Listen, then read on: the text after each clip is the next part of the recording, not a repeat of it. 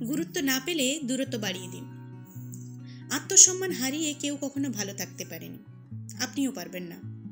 তাই ভুল জায়গায় আত্মসম্মান হারিয়ে হীনমন্যতায় ভুগবেন না। অসম্মানের জায়গায় নিজেকে রেখে সহজলভ্য করবেন না। যখন আপনাকে কেউ না ডাকাতেই পেয়ে যাবে তখনই আপনাকে গুরুত্ব এবং সম্মান দুটোই দেওয়া কমিয়ে দেবে। মানসিকভাবে সুস্থ থাকতে চাইলে অসম্মানের জায়গা থেকে সরে আসুন।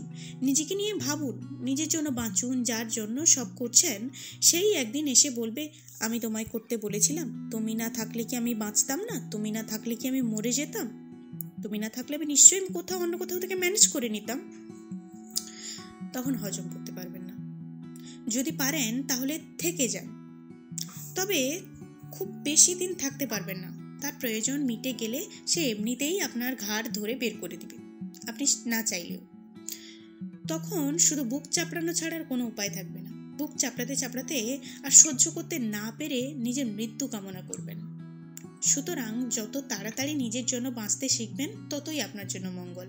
একটা কথা মনে রাখবেন, সম্মান চাইলে পাওয়া যায় না, সম্মান অর্জন করতে হয়। ভুল জায়গায় থেকে নিজের সম্মান কখনো অর্জন করানো যায় না, কেবল সম্মান হারানো যায় ভুল জায়গায়।